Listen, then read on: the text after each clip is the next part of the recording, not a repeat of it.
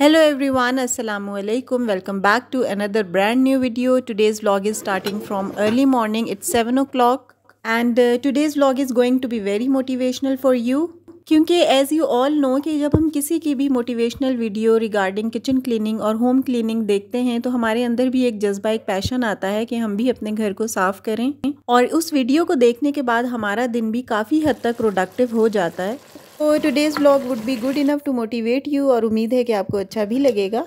सो जनाब, आज का व्लॉग स्टार्ट होता है सुबह से, यानी सुबह के 7 बजे से मैंने व्लॉग स्टार्ट किया है। बच्चों को मैं यहाँ पर लंच बॉक्सेस बना कर दे रही हूँ। बस लंच बॉक्सेस के लिए अगर कुछ समझ में नहीं आ रहा होता या कुछ अवेलेबल नहीं होता तो जल्दी से नगेट्स अगर पड़े हुए हों फ्रीज़र में तो वो फ्राई करके और इनको लंच बॉक्स के लिए दे देती हूँ। साथ कुछ भी छोटा मोटा फ्रूट या कोई सैलड, और इस लंच बॉक्स के अंदर से भी कुछ चीज़ें वापस आती हैं या फिर वहीं पर स्टूडेंट्स के साथ शेयर हो रही होती हैं। तो यहाँ पर आयशा का लंच बॉक्स रेडी हो गया था और ये है हानी का लंच बॉक्स। आयशा तो बिल्कुल भी फ्रूट नहीं खाती तो इसके मैंने लंच बॉक्स में सैलड डाल दिया था और हानी के लंच बॉक्स में थोड़े से फ्रूट्स डाल दिए थे। एंड शी यूज़ टू से मम्मा थोड़े से ज़्यादा डालें, मुझे अपनी फ्रेंड के साथ शेयर भी करने हैं। एनी हाउ, यहाँ पर लंच बॉक्सेस हो गए हैं रेडी। इनको मैंने बैग्स में डाला और बच्चों को रेडी करके स्कूल के लिए छोड़ने जा रही हूँ। स्कूल नहीं, आई मीन नीचे वैन के लिए छोड़ने जा रही हूँ। वैन इनकी एग्जैक्ट 8 बजने में जब 5 या 10 मिनट हों तो नीचे आ जाती है और उस टाइम से पहले मुझे इनको लेके नीचे जाना होता है। और कभी कभार ऐसा होता है कि जब वैन छूट जाती है या बच्चे लेट हो जाते हैं किसी वजह से तो वैन वाले बच्चों के साथ अक्सर ये होता है कि मदर्स को या फादर्स को छोड़ने के लिए जाना पड़ता है। तो अगर कभी ऐसा कोई सीन क्रिएट हो जाए तो फिर मुझे जाना होता है इन्हें स्कूल ड्रॉप करने के लिए। ऑल्दो कि ये बहुत ही रेयर होता है बस, लेकिन फिर भी एक डर होता है। बस जल्दी से बच्चों को रेडी करके मैं यहाँ पर नीचे ले आई थी और बच्चे एग्जैक्ट टाइम पे पहुँच गए थे। वापस आकर मैंने सबसे पहला काम जो किया वो था कपड़े फैलाना, और यहाँ पर मैं कपड़े फैला चुकी थी। ये बच्चों के वाइट जो नज़र आ रहे हैं कराटे का यूनिफॉर्म है। आज उनका कराटे का ऑफ था तो मैंने सोचा कि यूनिफॉर्म वॉश कर लेती हूँ। एक्चुअली वीक में 2 दफ़ा इनके कराटे क्लासेस होती हैं तो यहाँ पर मैंने इनके यूनिफॉर्म्स वॉश करके रख दिए थे। ये हैंड वॉश थे और मौसम भी बहुत ही ज़बरदस्त हुआ हुआ है। ये देखें, हल्की सी धूप निकली हुई थी। मौसम काफ़ी हद तक चेंज हो गया है और इतना ज़बरदस्त हो गया आजकल। और लोगों ने देखें अपनी बैल्कनीज़ में ब्लैंकेट्स वगैरह भी निकाल के रख लिए हैं। धूप लगवाने के लिए इस मौसम में लोग निकाल ही लेते हैं यूजुअली, लेकिन अभी मैंने नहीं निकाले हैं। मैं सर्दियों के कपड़े तो निकाल लिए हैं। ये आपको नज़र भी आ रहे हैं, यहाँ पर बड़े मोटे से ट्राउज़र्स हैं। और ये जो चेयर पे कपड़े रखे हुए हैं ये रात को मैंने वॉश किए थे।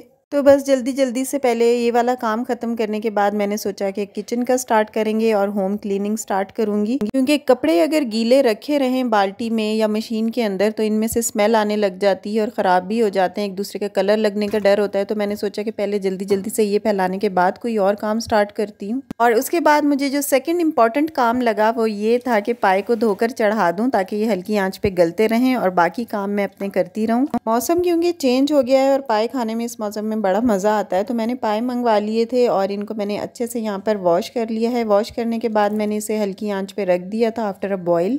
और पाए की बहुत ही आसान सी रेसिपी भी आपके साथ शेयर करूँगी। इतने आसान है पाए बनाना, बस हल्की आंच पे इन्हें मैं रख देती हूँ। जब गल जाते हैं तो भून के इसमें पानी डाल दो। इससे आसान रेसिपी और कोई हो ही नहीं सकती। अच्छा, मैं ना हमेशा पाए के अंदर इस तरह से मोटे कटे हुए प्याज ही डाल देती हूँ। ये हल्की आंच पे पड़े रहते हैं और आराम से सॉफ्ट हो जाते हैं, गल जाते हैं। और साथ ही मैंने लहसुन भी इसी तरह डाल दिया था और अदरक को मैंने बाद में ग्राइंड करके डाला था। वो आपके साथ शेयर करूँगी कि मैंने किस तरह से इनको भूना था। अच्छा, पाए को हल्की आंच पे रख कर ना मैं आ गई थी बाहर किचन से। और किचन के अलावा भी हमारी दुनिया होती है और जो माशाल्लाह कामों से भरी हुई होती है। तो मैं यहाँ पर डस्टिंग के लिए आ गई थी। डस्टिंग के बाद फिर जो बाकी के काम होते हैं वो किए हैं। और ये जो डिज़ाइनिंग वाला फर्नीचर आपको नज़र आ रहा है ना, ये बहुत मुश्किल होता है इसकी डस्टिंग करना। देखने में तो ये अच्छा लगता है लेकिन इसको साफ़ करना बड़ा मुश्किल होता है। तो बिल्कुल स्लीक और सिंपल डिज़ाइन के फर्नीचर ही बेस्ट रहते हैं। मेरा फर्नीचर सिंपल सा ही है, बस बेड के ऊपर मेरा जो कढ़ाई टाइप की होती है वो हुआ है तो उसको साफ़ करना बड़ा मुश्किल होता है। जैसे ये टेबल सिंपल सा है, इसको सफाई में आसानी होती है, लेकिन इन चेयर्स को थोड़ा सा मुश्किल पेश आती है। और इनकी डस्टिंग इतनी बारीकी के साथ होती है कि वो मैं डेली बेसिस पे नहीं करती हूँ, 2-3 दिन या 4 दिन बाद करती हूँ। बाकी जो नॉर्मल सफाई है वो तो डेली बेसिस पे ही होती है। और यहाँ पर बेडरूम की ही डस्टिंग करते हुए मिरर भी मुझे नज़र आ गया। मिरर भी काफ़ी गंदा हुआ था, इस पे स्पॉट्स लग जाते हैं, बच्चे हाथ लगाते हैं ऑयली और ग्रीसी। तो इसमें अपनी सही से मुझे शक्ल नज़र नहीं आ रही थी। जहाँ मेरा फेस आ रहा था वहाँ पे ऑयल के थोड़े स्पॉट्स लगे हुए थे। बच्चे हाथ लगाते हैं तो इसकी वजह से गंदा सा हो जाता है। और इसको मैं बड़ा जेंटली साफ़ कर रही हूँ क्योंकि जिस हुक के साथ अटैच है तो मुझे डर होता है कि कहीं ये नीचे ना आ जाए। ऑल्दो कि ये फर्मली अटैच है लेकिन फिर भी एक झिझक डर सा होता है कि कहीं ये निकल ना आए। अच्छा जी, बेडरूम की हो गई थी डस्टिंग। उसके बाद मैं आई हूँ बच्चों के रूम में। इनके रूम का दरवाज़ा मुझे थोड़ा सा गंदा सा लगा था। डस्ट थी बस, गंदा तो ऐसा सच नहीं था, कोई स्पॉट्स या धब्बे वगैरह नहीं थे। दरवाज़ों को भी अगर मैं थोड़े थोड़े दिन के बाद डस्टिंग कर लेती हूँ तो ये सही रहते हैं, और अगर मैं काफ़ी टाइम के बाद ना करूँ तो इन पर स्पॉट्स आ जाते हैं। उनको फिर स्कॉच ब्राइट की मदद से ही साफ़ किया जा सकता है। लाइक स्पंज के ऊपर थोड़ा सा सोप लगा के फिर इसको स्क्रब करती हूँ। उसके बाद इसके ऊपर गीला कपड़ा मार देती हूँ तो दरवाजे बहुत अच्छे से साफ़ हो जाते हैं। और डार्क कलर के दरवाज़ों का यही फ़ायदा होता है कि ज़्यादा गंदे नहीं होते जल्दी, और अगर हों भी गंदे तो इतने ज़्यादा फील नहीं होते। लेकिन मैं टाइमली इनको साफ़ करती रहती हूँ तो इसलिए दरवाजे भी साफ़ ही रहते हैं। और सफाई करते हुए मुझे यहाँ पर हानी की डायरी नज़र आ गई है। वो स्कूल आज लेकर नहीं गई, भूल गई है, होमवर्क करते हुए अपने रूम में ही छोड़ गई है। इनके साइड टेबल की मैं डस्टिंग कर रही थी। वैसे तो बच्चियाँ खुद माशाल्लाह वेल डिसिप्लिन्ड हैं और वेल मैनर्ड हैं, तो ये खुद ही अपना रूम साफ़ कर लेती हैं। लेकिन कभी कभार ऐसा होता है कि बच्चे भी थके हुए होते हैं, तो मैं इनको खुद कह देती हूँ कि अपना रूम आज आप लोग मत साफ़ करो, मम्मा उठ के सुबह कर देंगी। तो इसलिए आज मैं इनकी डस्टिंग कर रही हूँ। असल में बच्चों का जब अपना रूम होता है तो उनको डिसिप्लिन सिखाना, उनको अपने रूम की खुद सफाई करना, अपनी कबर्ड को साफ़ रखना, अपनी चीज़ों को जगह पे रखना, ये सब भी आना चाहिए। तो माशाल्लाह मेरी बच्चियाँ अपने सारे काम खुद कर लेती हैं, अपनी कबर्ड को भी टाइमली साफ़ करती रहती हैं। और यहाँ पर इनके स्टडी टेबल की मैं डस्टिंग कर रही थी और लैपटॉप आयशा का साफ़ करके रख रही थी। थोड़ा कभी कभार इसकी भी सफाई ज़रूरी होती है। और आयशा और हानी की तो DIY की जो चीज़ें होती हैं वही कमरे में बिखरी रहती हैं, क्योंकि जब बच्चे ऐसा काम करते हैं, कोई DIYs या फिर कुछ भी क्रिएटिव चीज़ें करते हैं, तो उनकी चीज़ें भी बहुत बिखरी रहती हैं। लेकिन चीज़ों का इस वे में बिखरना बहुत अच्छी बात है, क्योंकि क्रिएटिविटी तो बच्चों को ज़रूर करनी चाहिए rather than watching TV every time या फिर सेल फ़ोन हाथ में रखे रहना। तो यहाँ पर बच्चों के रूम की डस्टिंग भी कर दी थी। स्टडी टेबल साफ़ करने के बाद मैंने इनके बेडशीट चेंज कर दी थी। असल में सारी डस्टिंग के बाद मैंने मॉप किया था और झाड़ू वगैरह लगाया था, तो काफ़ी टाइम मुझे यहाँ पर लग गया था। और इसी टाइम के दौरान मेरे पाए भी गल गए थे, तो बस ये काम करने के बाद मैं किचन में चली गई थी। और यहाँ पर देखें पाए अच्छे से मेरे गल चुके थे, और प्याज और लहसुन जो मैंने इसमें डाला था वो भी बिल्कुल सॉफ्ट हो गया था और गल गया था।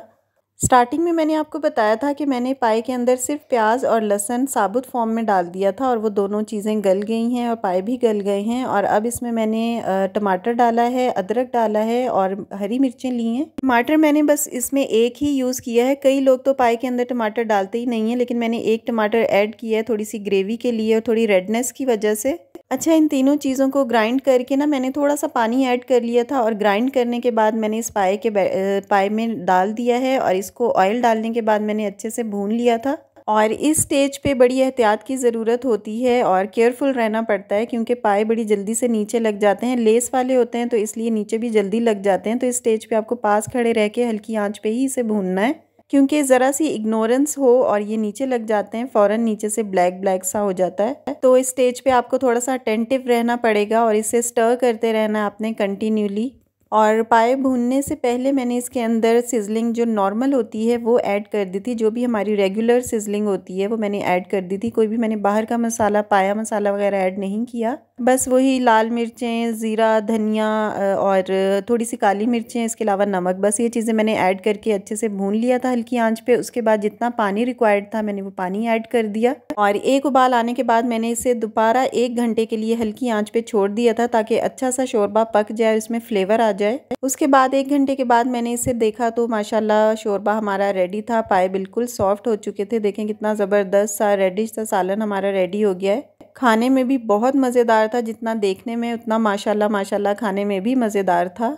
और बिल्कुल परफेक्ट सालन है, ना पाए ज़्यादा गले हैं ना कम गले हैं, बिल्कुल परफेक्ट हैं। क्योंकि पाए अगर ज़्यादा भी गल जाएं तो वो बिल्कुल टूटे टूटे से बोटियां होती हैं, वो अच्छी भी नहीं लगती देखने में, और सालन आपका फिर प्रेजेंटेबल नहीं लगता। तो यहाँ पर मैंने रोटियां बना ली थी ताज़ा, बहुत ही मज़ेदार और सॉफ्ट किस्म की रोटियां बनी थी। क्योंकि आटा मैंने सनरिच का निकाला है तो इसकी रोटी बहुत ही ज़बरदस्त बनती है माशाल्लाह, और 3-4 घंटे के लिए सॉफ्ट रहती है।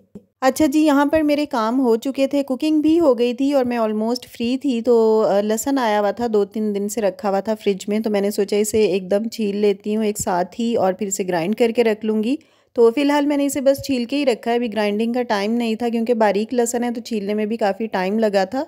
मैं प्रेफरेबली बारीक वाला लहसुन ही लाती हूँ और इसको ज़रा छीलने में टाइम लगता है, लेकिन हेल्थ के लिए ये बहुत अच्छा होता है। लेकिन कभी कभी ऐसा होता है कि इसकी अवेलेबिलिटी नहीं होती, तो फिर मैं मोटा वाला लहसुन भी ले आती हूँ, जिसे चाइना का लहसुन कहा जाता है। उसके ये है कि हेल्थ बेनिफिट्स इतने ज़्यादा नहीं होते। ज़ाहिर है जो देसी चीज़ का फ़ायदा है वो इन चीज़ों का तो नहीं हो सकता जी। तो यहाँ पर है last but not the least काम जो होता है हमारा लास्ट में, काउंटर टॉप की सफाई। तो यहाँ पर किचन को साफ़ कर रही हूँ आफ्टर डूइंग एवरीथिंग, क्योंकि एंड पे अगर किचन को साफ़ ना किया जाए और बर्तनों को धोकर सिंक को साफ़ ना किया जाए तो इतना सुकून नहीं मिलता। तो यहाँ पर आखिरी काम मेरा चल रहा है किचन की सफाई करना, बर्तन धोना और सिंक की सफाई करना। वीडियो अच्छी लगी हो तो लाइक करें। आपसे मिलती हूँ नेक्स्ट वीडियो में। अल्लाह हाफिज़।